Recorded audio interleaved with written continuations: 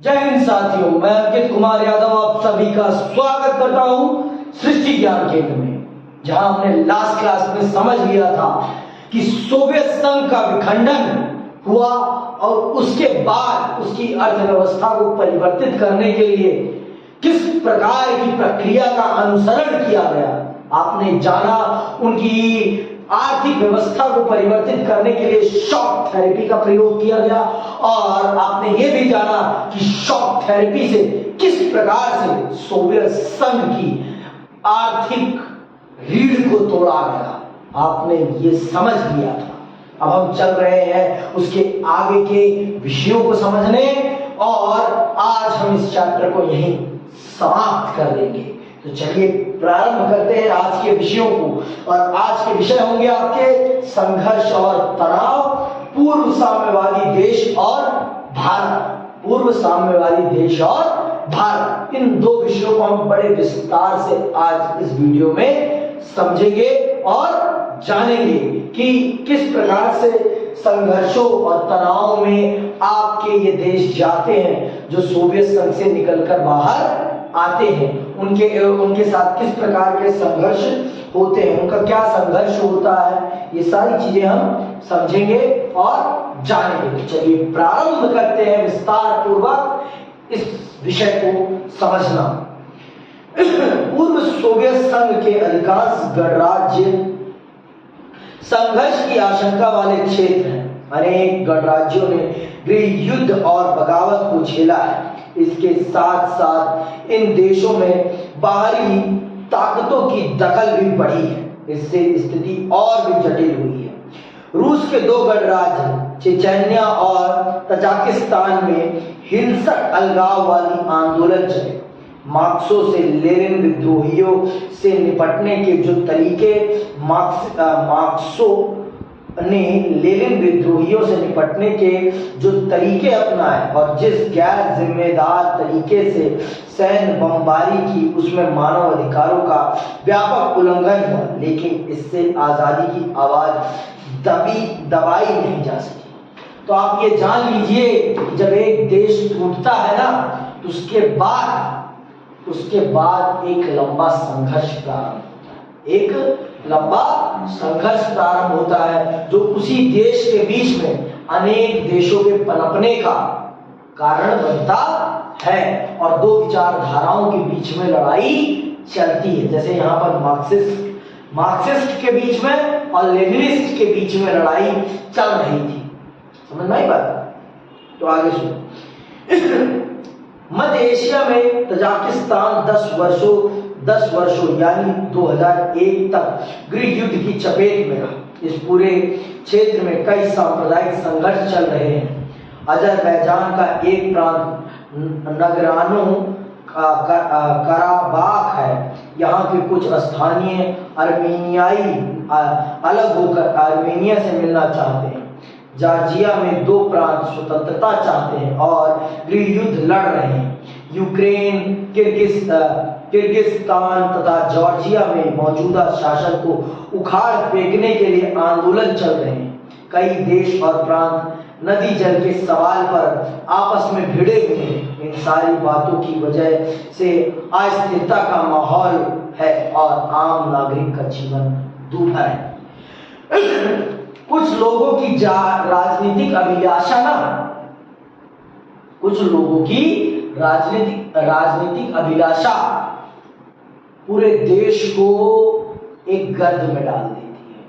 तो इसीलिए कहा जाता है कि कभी भी किसी को पढ़ो ना, तो अपनी दिमाग से पढ़ो, अपने दिमाग को बंद करके मत पढ़ो। क्योंकि कभी भी कोई कुछ लिखता है तो वो अपनी विचारधारा लिखता है। वो जिस विचारधारा को पसंद करता है वो उस विचारधारा को लिखता है। तो कभी भी किसी को भी पढ़ो तो बुद्धि खोल के पढ़ो, और किसी की भी बात को भी मानो तो बुद्धि खोल के मानो। बुद्धि पर शटर लगा के करोगे काम ना, तो अपनी बर्बादी खुद ब खुद लिख बैठोगे। तो यहाँ पर भी जो इन देशों में हो रहा था, इन सब के पीछे कहीं ना कहीं अमेरिका की वो साजिशें थी जो सोवियत संघ को बर्बाद करने के पीछे थी। उन्हीं ने इन संघर्षों को पैदा किया, उन्हीं ने इन संघर्षों को पैदा किया। नहीं तो हो सकता था कि ये सारी चीजें, इन सभी लोगों की बातों को बहुत शांतिपूर्ण तरीके से मान लिया जाता और इनको इनकी जरूरत के हिसाब से इनको उनमें बांट दिया जाता। तो तनाव, कहते हैं एक तनाव को खत्म करने के लिए जब हम दूसरा तनाव करते हैं ना, तो फिर तनाव चलता ही रहता है, तनाव रुकता नहीं है। एक झूठ को छुपाने के लिए हमें अनेकों झूठ बोलने पड़ते हैं। वही वाली स्थिति है यहाँ पर, वही वाली स्थिति है यहाँ पर, और कोई वाली स्थिति नहीं है। यहाँ पर उसी प्रकार की पूरी परिस्थितियां हैं।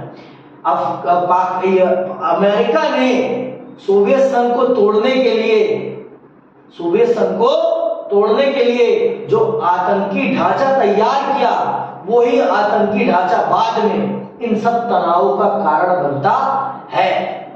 इन सब तनावों का कारण कहीं ना कहीं वही आतंकी ढांचा बनता है। आज भी दुनिया आतंकवाद से संघर्ष कर रही है, तो मैं कहीं ना कहीं उस आतंकवाद के लिए अमेरिका को ही जिम्मेदार मानूंगा। अमेरिका ने अपने स्वार्थों की पूर्ति के लिए उस आतंकवाद को पैदा किया और आज पूरी दुनिया उस आतंकवाद से जूझ रही है। समझ में आई बात? तो आतंकवाद को पैदा करने में अमेरिका का ही योगदान है, अमेरिका ही उसके लिए जिम्मेदार है और कोई नहीं जिम्मेदार है। और मैं ऐसा इसलिए कह रहा हूं क्योंकि मैंने आपको राजनीतिक इतिहास समझाया है। सोवियत संघ को तोड़ने के लिए जो अमेरिका ने चालें चली, उन्हीं का परिणाम है कि सोवियत संघ के टूट जाने के बाद भी उन क्षेत्रों में शांति एक लंबे समय तक स्थापित नहीं हो पाई। वहां आत्मसंघर्ष चलते रहे, गृह युद्ध, देश के ही लोग अपने देश से लड़ते रहे। जैसे पाकिस्तान में बलूचिस्तान पाकिस्तान की सेना से, सरकार से लड़ता रहता है। क्यों? क्योंकि पाकिस्तान, बलूचिस्तान के लोग ये मानते हैं कि पाकिस्तान की सरकार उनके साथ अन्यायपूर्ण व्यवहार करती है, जो कि है भी गलत नहीं है। तो यही सारी चीजें। आगे सुनो।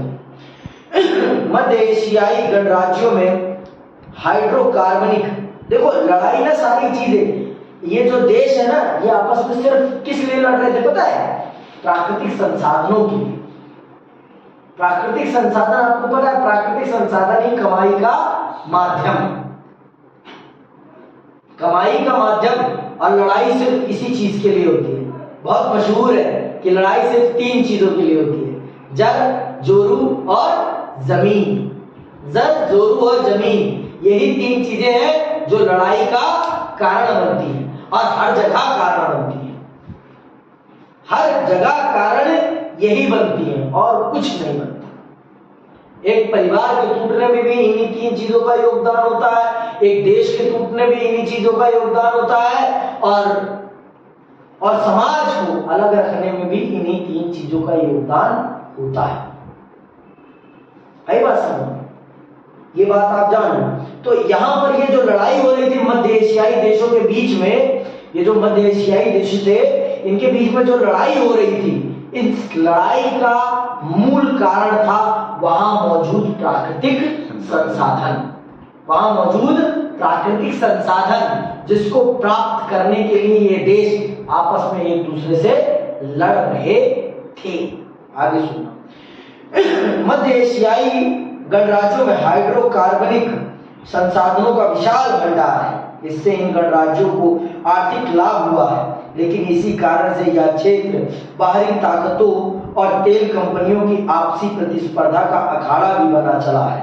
यह क्षेत्र रूस, चीन और अफगानिस्तान से सटा है तथा पश्चिम एशिया से नजदीक है। 11 सितंबर 2001 की घटना के बाद अमेरिका इस क्षेत्र में सैनिक ठिकाना बनाना चाहता था। उसने किराए पर ठिकाने हासिल करने के लिए मध्य एशिया के सभी गणराज्यों को भुगतान किया और अफगानिस्तान तथा इराक में युद्ध के दौरान इन क्षेत्रों से अपने विमानों को उड़ाने की अनुमति दी। तो ये जान लो मैंने आपको बताया ना, पूंजीवादी सरकार का सिर्फ क्या उद्देश्य होता है? लाभ कमाना। और इन देशों में ये जो प्राकृतिक संसाधन है, इन प्राकृतिक संसाधनों को लूटने में अमेरिका भी बहुत आगे था। अमेरिका ने इनको सोवियत से अलग इसीलिए कराया जिससे कि इनके प्राकृतिक संसाधनों को वो बेच सके और पैसा कमा सके, बेच सके और पैसा कमा सके। इसीलिए उसने जानबूझ के सोवियत को तुड़वाया। देखो, ये मैं नहीं कहूंगा कि सोवियत संघ सिर्फ अमेरिका के कारण टूटा, ये कभी नहीं कहूंगा। सोवियत टूटा है तो अपनी बड़ी बड़ी गलतियों के कारण टूटा है, पर उसमें कहीं ना कहीं अमेरिका का भी योगदान है। अमेरिका का भी बहुत बड़ा योगदान है सोवियत के टूटने में। ये बात भी सत्य है, ये बात भी सत्य है, इसमें कोई दो राय नहीं। ये बात आप जानो। आगे सुनो। इराक में युद्ध के दौरान इन क्षेत्रों से अपने विमानों को उड़ाने की अनुमति दी। रूस इन राज्यों को अपना निकटवर्ती विदेश मानता है और उसका मानना है कि इन राज्यों को रूस के प्रभाव में रहना चाहिए। खनिज तेल जैसे संसाधन की मौजूदगी के कारण चीन के हित भी इस क्षेत्र से जुड़े और चीनियों ने सीमावर्ती क्षेत्रों में आकर व्यापार करना शुरू किया। सारी लड़ाई इन प्राकृतिक संसाधनों के लिए ही है कि कौन इन पर कब्जा करे और कौन इनको बेचे। इस चीज रूस कहता है कि ये मेरे विदेशी हैं, ये मेरे सबसे नजदीक हैं, तो इनके साथ इन पर प्रभाव मेरा होना चाहिए। अमेरिका कहता है मेरा होना चाहिए, चीन कहता है मेरा होना चाहिए। तो तीनों आज के टाइम पे ये तीनों देश इन देशों पर कब्जा नियंत्रण करने के लिए आपस में संघर्ष कर रहे हैं और हम भी इस संघर्ष में आप कूद पड़े हैं। हमारा देश भी इस संघर्ष में कूद पड़ा है। अब हम भी कोई छोटे मोटे उस्ताद नहीं रह गए, हम भी दुनिया के उभरते हुए प्लेयर बन चुके हैं। अब दुनिया को हम भी चलाना जानते हैं, अब हम भी दुनिया को चलाना जानते हैं। ये बात हम दुनिया को बता रहे हैं। आगे सुनो। पूर्वी यूरोप में चेकोस्लोवाकिया शांतिपूर्वक दो भागों में बट गया। चेक तथा स्लोवाकिया नाम के दो देश बने, लेकिन सबसे गहन संघर्ष बल्कन क्षेत्र के गणराज्य यूगोस्लाविया में हुआ। सन 1991 में बाद यूगोस्लाविया कई प्रांतों में टूट गया और इसमें शामिल बोस्निया, हर्जेगोविना, स्लोवेनिया तथा क्रोएशिया ने अपने को स्वतंत्र घोषित कर दिया। यहाँ नाटो को हस्तक्षेप करना पड़ा। यूगोस्लाविया पर बमबारी हुई और जातीय संघर्ष ने युद्ध का रूप ले लिया। तो ये जान लो कि युद्ध कभी किसी भी समस्या का समाधान नहीं है। युद्ध हमेशा और ज्यादा अशांति पैदा करेगा, वो कभी शांति को ला नहीं सकता। शांति सिर्फ बातचीत के माध्यम से ही आ सकती है। शांति का सिर्फ एक ही रास्ता है और वो है बातचीत। बिना बातचीत के आप शांति स्थापित नहीं कर सकते, नहीं कर सकते, नहीं कर सकते। ये बात आप जान लीजिए। आगे सुनिए। अब हम चल रहे हैं समझने पूर्व साम्यवादी देश और भारत। जो पूर्व साम्यवादी देश थे उनके साथ भारत के रिश्ते कैसे थे। भाई, हम भारत के नागरिक हैं तो ये हमारा कर्तव्य बनता है कि हम अपने देश के साथ इन देशों के रिश्तों को समझें और जानें कि इनके साथ हमारा रिश्ता कैसा था, इनके साथ हमारा रिश्ता कैसा था और ये हमारे देश के साथ किस प्रकार से रहते थे। हमारा देश और इनके देश के बीच में कैसी मित्रता थी, ये जानना हमारे लिए बहुत जरूरी है। ये जानना हमारे लिए बहुत जरूरी है। चलिए भारत ने साम्यवादी रह चुके सभी देशों के साथ अच्छे संबंध कायम किए हैं, लेकिन भारत के संबंध रूस के साथ सबसे ज्यादा गहरे हैं। भारत की विदेश नीति का एक महत्वपूर्ण पहलू भारत का रूस के साथ संबंध है। भारत रूस संबंधों का इतिहास आपसी विश्वास और साझे हितों का इतिहास। भारत रूस से अपनी आपसी संबंध इन देशों की जनता की अपेक्षाओं से मेल खाते हैं। भारतीय हिंदी फिल्मों के नायकों में राजकुमार से लेकर अमिताभ बच्चन तक रूस और पूर्वी सोवियत संघ के बाकी गणराज्यों में घर घर जाने जाते हैं। आप इस क्षेत्र में हिंदी फिल्मी गीत बजते सुन सकते हैं और भारत यहाँ के जनमानस का एक अंग है। आप ये जान लीजिए कि पूर्व सोवियत साम्यवादी देशों में अगर भारत का सबसे बेहतरीन रिश्ता किसी देश के साथ है तो वो कौन है? रूस के साथ। और रूस के साथ हमारा रिश्ता ऐसा इसलिए है क्योंकि प्रारंभ में जो हमारे नेता थे, प्रारंभ में जो भारत के नेता थे, उनका समाजवाद के प्रति झुकाव था। समाजवाद के प्रति झुकाव था। चाहे आपके जवाहरलाल नेहरू को ले लीजिए, चाहे आप लाल बहादुर शास्त्री जी को ले लीजिए, चाहे आप इंदिरा गांधी जी को ले लीजिए, चाहे आप उस समय के बड़े बड़े विपक्षी नेताओं को ले लीजिए, जिसमें आपके चौधरी चरण सिंह जी हो गए, जिसमें आपके डॉक्टर राम मनोहर लोहिया जी हो गए। इन लोगों का समाजवाद में बहुत ज्यादा यकीन था। ये लोग मानते थे कि भारत गरीबों का देश है, भारत किसानों का देश है, भारत मजदूरों का देश है। तो भारत को ऐसी नीतियों का निर्माण करना चाहिए जिससे कि इन लोगों की जिंदगी को सुधारा जा सके, इन लोगों की जिंदगी को सुधारा जा सके। तो इसीलिए और सोवियत संघ भी उसी प्रक्रिया का अनुसरण कर रहा था। तो कहीं ना कहीं सोवियत संघ ये समझता था कि भारत और सोवियत की नीतियां आपस में मेल खाती हैं। तो आपने शीत युद्ध के दौरान देखा भी कि भारत ने सोवियत संघ के साथ मित्रतापूर्ण, सोवियत संघ से भारत की मित्रता सबसे गहरी रही। 1971 में जब भारत और पाकिस्तान का युद्ध होता है तो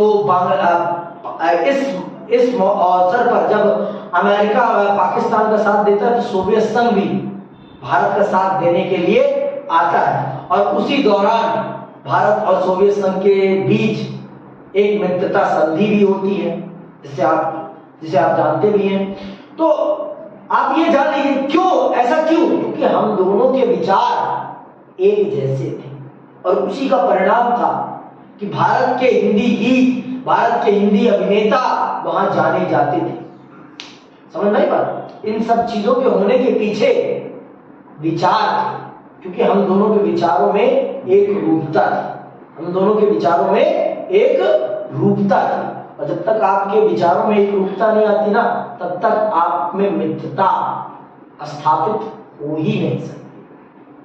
आपके बीच में मित्रता स्थापित हो ही नहीं सकती। मित्रता का आधार स्तंभ ही क्या है? विचारों की एक रूपता। मित्रता का आधार स्तंभ क्या है? विचारों की एक रूपता। और जिस दिन विचारों की एक रूपता आ जाती है उस दिन मित्रता सबसे लंबी हो जाती है, सबसे लंबी। आज भी हमारा रूस के साथ बहुत अच्छे संबंध है। यूक्रेन युद्ध में जहां दुनिया ने अमेरिका के कहने पर रूस के साथ रिश्ते खत्म कर लिए, लेकिन हमने क्योंकि हम अमेरिका के पपलू नहीं है, हम अमेरिका के पपलू नहीं है। हमारा जहां हित बनेगा हम वहां से रिश्ता रखेंगे, जहां से हमारा हित है, हमें जहां से बेनिफिट हो रहा है, मुझे मेरे देश की जनता को देखना है, ना कि मुझे अमेरिका की पिछवाड़े की चापलूसी करने में कोई इंटरेस्ट नहीं है। मैं पाकिस्तान नहीं हूं जो मेरी जनता भूखों मर रही हो तब भी अमेरिका के सामने जी हुजूर करता है। ना, मेरा देश सबसे पहले है मेरे लिए। अगर मुझे रूस बेहतर सौदा दे रहा है, मैं रूस से खरीदूंगा, मजबूरी में अमेरिका से नहीं खरीदूंगा, क्योंकि मैं पाकिस्तान नहीं हूं, मैं हिंदुस्तान हूं, मैं उभरती हुई ताकत हूं और मुझे कोई रोक नहीं सकता, क्योंकि मेरे पास दुनिया की सबसे बड़ी उपभोक्ता शक्ति है। और अगर अमेरिका को इस उपभोक्ता शक्ति की लाभ उठाना है, तो अमेरिका को मेरी नीतियों के अनुसार मुझसे रिश्ता बनाना पड़ेगा, ना कि मैं उसकी नीतियों के अनुसार रिश्ता बनाऊं। ये बात आप जानिए और समझिए, क्योंकि भारत के पास जितनी बड़ी उपभोक्ता शक्ति है ना, उतनी बड़ी उपभोक्ता शक्ति किसी भी देश के पास नहीं। और आप आज से मान लो 20 साल बाद अमेरिका में भी आपको कहीं ना कहीं ये देखने को मिल जाएगा कि अमेरिका का राष्ट्रपति भी भारत के किसी न किसी परिवार का बच्चा हो। ये मैं आपसे कह रहा हूं, 20 साल में ये होना कोई अचंभे की बात नहीं होगी कि कोई भारत का व्यक्ति गया हो, वहां उसका बच्चा पैदा हुआ हो, और हो सके वो एक समय बाद, आज वहां की उपराष्ट्रपति आपको पता ही है कि भारत से ही उनका संबंध है, तो हो सकेगा कि एक समय में अमेरिका के राष्ट्रपति भी भारतीय मूल के व्यक्ति ही हो सकते हैं, और कोई अचंभे की बात नहीं हो, क्योंकि भारतीयों में जितनी अच्छी शासन को चलाने की समझ है ना, उतनी अच्छी समझ किसी दुनिया में किसी भी देश के पास नहीं, किसी भी देश के पास नहीं।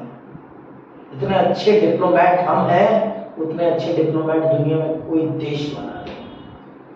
तभी तो हमने सोवियत के साथ भी अच्छे रिश्ते कायम किए और अमेरिका के साथ भी अच्छे रिश्ते कायम किए। इसे कहते हैं राजनीति, है ना, इसे कहते हैं विश्व राजनीति। दोनों तरफ दोस्ती, जिधर हमारा फायदा है उधर हमारी चीज है, उधर हमारा झुकाव है।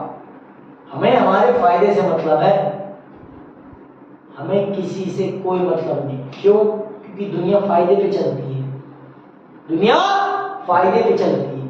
आगे सुनो, रूस और भारत दोनों का अपना बहुध्रुवीय विश्व का है।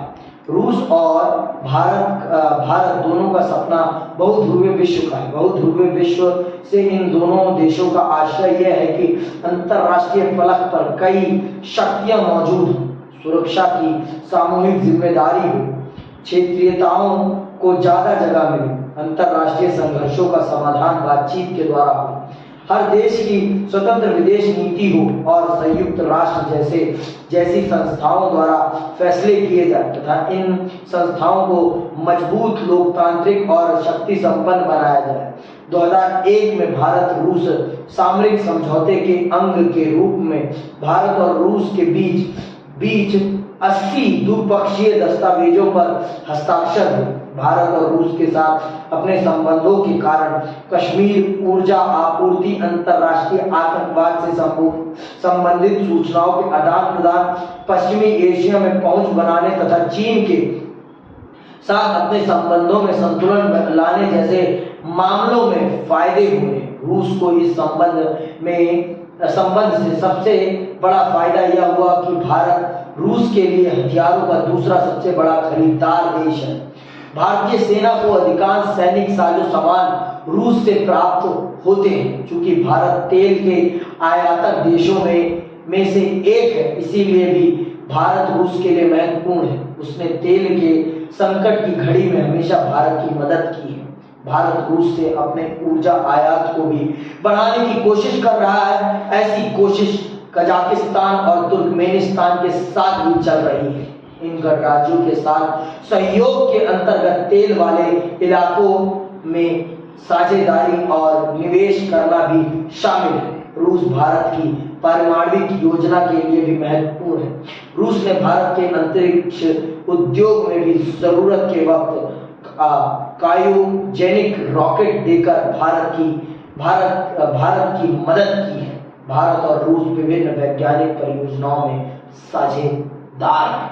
तो ये बात जान लीजिए आप। रूस और भारत चाहते हैं कि दुनिया में सिर्फ एक शक्ति ना हो, दुनिया में बहुत सारी शक्ति, बहुध्रुवीय विश्व। और मैंने कहा ना आपको कि अगर हमारे विचार एक जैसे हैं तो हमारी मित्रता भी बड़ी लंबी चलेगी। तो भारत और रूस के विचार एक जैसे हैं। वो मानते हैं कि अंतरराष्ट्रीय संस्थाएं जैसे आपका संयुक्त राष्ट्र संघ है, ये ज्यादा से ज्यादा लोकतांत्रिक होने चाहिए। इन पर किसी एक देश का दबदबा नहीं होना चाहिए। ये मानते हैं कि हर विवाद का समाधान बातचीत के माध्यम से होना चाहिए। देखो, हर रिश्ते का आधार ना पैसा होता है। और रूस, आपको मैं बता ही चुका हूं, भारत दुनिया की सबसे बड़ी उपभोक्ता शक्ति वाला देश है। तो सबसे बड़ी उपभोक्ता शक्ति वाला देश होने के नाते और भारत की बहुत बड़ी सेना भी है, जिस कारण से, और भारत रूस का सबसे बड़ा खरीदार है हथियारों के मामले में, दूसरा सबसे बड़ा खरीदार है, और तेल के मामले में भी। और ऐसा नहीं है कि भारत और रूस में सिर्फ फायदे के रिश्ते हैं। भारत को जब भी जरूरत पड़ी है, रूस सबसे आगे मित्रता की राह में खड़ा मिला है। तो जब हमारे लिए कोई इतना कर रहा है तो हमारा भी तो फर्ज बनता है ना कि हम उसकी मित्रता की कद्र करें और दोस्ती को मजबूत करें। जब उसे जरूरत पड़े तो हम भी खड़े मिले। और यूक्रेन और रूस युद्ध के दौरान हमने ये करके दिखाया कि जब पूरी दुनिया रूस के विरुद्ध गई तो भारत तब भी उसके साथ कंधे से कंधा मिलाकर खड़ा रहा। ये बताता है कि भारत और रूस का रिश्ता कितना मजबूत है और कितना ज्यादा वैचारिक एक रूपता है दोनों के बीच। और इसी के साथ ये चैप्टर आपका यहाँ समाप्त होता है और आप इसे विस्तार से समझे, जाने, क्योंकि ये चैप्टर आपको समझाता है कि कैसे एक महाशक्ति बर्बाद होती है, किन कारणों से, और वो क्या चीजें होती हैं जो आपको एक देश का खिलौना बना देती है और वो देश आपको अपने अनुसार खेलने लगता है। वो देश आपको अपने फायदे के लिए प्रयोग करने लगता है। वो क्या गलतियां हैं जिनके कारण आप किसी के हाथ की कठपुतली बन जाते हैं। वो क्या कारण है जिनके कारण आपका दोहन होता है। ये सब आप इस चैप्टर में समझेंगे। तो इसी के साथ ये चैप्टर समाप्त होता है। जय हिंद,